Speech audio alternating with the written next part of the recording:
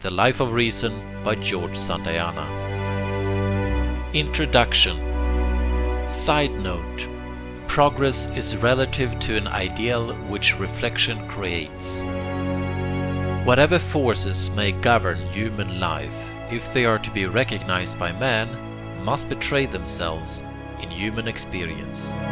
Progress in science or religion, no less than in morals and art, is a dramatic episode in man's career, a welcome variation in his habit and state of mind, although this variation may often regard or propitiate things external, adjustment to which may be important for his welfare. The importance of these external things, as well as their existence, he can establish only by the function and utility which a recognition of them may have in his life. The entire history of progress is a moral drama, a tale man might unfold in a great autobiography could his myriad heads and countless scintillas of consciousness conspire like the 70 Alexandrian sages in a single version of the truth committed to each for interpretation. What themes would prevail in such an examination of heart? In what order and with what emphasis would they be recounted? In which of its adventures would the human race, reviewing its whole experience, acknowledge a progress and a gain? To answer these questions, as they may be answered speculatively and provisionally by an individual, is the purpose of the following work. Side note. Efficacious reflection is reason. A philosopher could hardly have a higher ambition than to make himself a mouthpiece for the memory and judgment of his race. Yet the most cautious consideration of affairs already involves an attempt to do the same thing.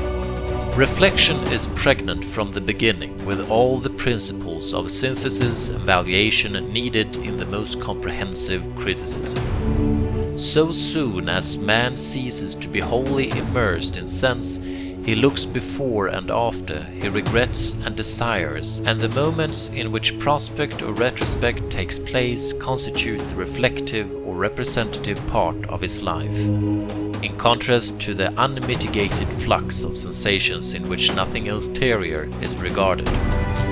Representation, however, can hardly remain idle and merely speculative. To the ideal function of envisaging the absent, memory and reflection will add, since they exist and constitute a new complication in being, the practical function of modifying the future. Vital impulse, however, when it is modified by reflection and veers in sympathy with judgments pronounced on the past, is properly called reason. Man's rational life consists in those moments in which reflection not only occurs, but proves efficacious. What is absent then works in the present, and values are imputed where they cannot be felt. Such representation is so far from being merely speculative that its presence alone can raise bodily change to the dignity of action. Reflection gathers experiences together and perceives their relative worth, which is as much as to say that it expresses a new attitude of will in the presence of a world better understood and turned to some purpose. The limits of reflection mark those of concerted and rational action. They circumscribe the field of cumulative experience, or, what is the same thing, of profitable living. Side note. The Life of Reason, a name for all practical thought, and all action justified by its fruits in consciousness. Thus, if we use the word life in a eulogistic sense to designate the happy maintenance against the world of some definite ideal interest, we may say with Aristotle that life is reason in operation. The life of reason will then be a name for that part of experience which perceives and pursues ideals, all conduct so controlled and all sense so interpreted as to perfect natural happiness. Without reason, as without memory, there might still be pleasures and pains in existence. To increase those pleasures and reduce those pains would be to introduce an improvement into the sentient world, as if a devil suddenly died in hell, or in heaven a new angel were created.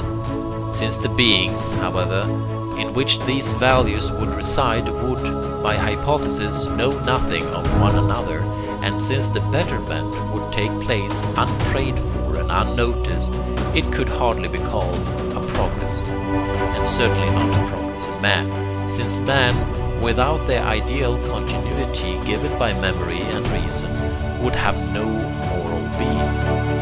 In human progress, therefore, reason is not a causal instrument having its sole value in its service to sense. Such a betterment in sentience would not be progress unless it were a progress in reason, and the increasing pleasure revealed some object that could please. For without a picture of the situation from which a heightened vitality might flow, the improvement could be neither remembered, nor measured, nor desired. The life of reason is accordingly neither a mere means nor a mere incident in human progress. It is the total and embodied progress itself, in which the pleasures of sense are included insofar as they can be intelligently enjoyed and pursued. To recount man's rational moments would be to take an inventory of all his goods, for he is not himself, as we say with unconscious accuracy, in the others. If he ever appropriates them in recollection or prophecy, it is only on the ground of some physical relation which they may have to his being. Reason is as old as man and as prevalent as human nature, for we should not recognize an animal to be human unless his instincts were to some degree conscious of their ends and rendered his ideas in that measure relevant to conduct. Do not amount to intelligence until the images in the mind begin to represent in some way, however symbolic, the forces and realities confronted in action. There may well be intense consciousness in the total absence of rationality. Such consciousness is suggested in dreams, in madness, and may be found, for all we know, in the depths of universal nature. Minds peopled only by desultory visions and lusts would not have the dignity of human souls even if they seemed to pursue certain objects unerringly, for that pursuit would not be illumined by any vision of its goal. Reason and humanity begin with the union of instinct and ideation. When instinct becomes enlightened, establishes values in its objects, and is turned from a process into an art, while at the same time consciousness becomes practical and cognitive, beginning to contain some symbol or record of the coordinate realities among which it arises. Reason accordingly requires the fusion of two types of life, commonly led in the world in well-nigh total separation. One a life of impulse expressed in affairs and social passions, the other a life of reflection expressed in religion, science, and imitative arts. In the life of reason, if it were brought to perfection, intelligence would be at once the universal method of practice and its continual reward. All reflection would then be applicable in action, and all action fruitful in happiness. Though this be an ideal, yet everyone gives it from time to time a partial embodiment when he practices useful arts, when his passions happily lead him to enlightenment, or when his fancy breeds visions pertinent to his ultimate good. Everyone leads the life of reason insofar as he finds a steady light behind the world's glitter and a clear residuum of joy beneath pleasure or success. No experience not to be repented of falls without its sphere. Every solution to a doubt, insofar as it is not a new error, every practical achievement not neutralized by a second maladjustment consequent upon it, every consolation not the seed of another greater sorrow, may be gathered together and built into this edifice. The life of reason is the happy marriage of two elements, impulse and ideation, which if wholly divorced would reduce man to a brute or to a maniac. The rational animal is generated by the union of these two monsters. He is constituted by the ideas which have ceased to be visionary and actions which have ceased to be vain. Side note: it is the sum of art. Thus, the life of reason is another name for what, in the widest sense of the word, might be called art. Operations becomes art when their purpose is consciousness and their method teachable. In perfect art, the whole idea is creative and exists only to be embodied, while every part of the product is rational and gives delightful expression to that idea. Like art, again, the life of reason is not a power but a result, the spontaneous expression of liberal genius in a favoring environment.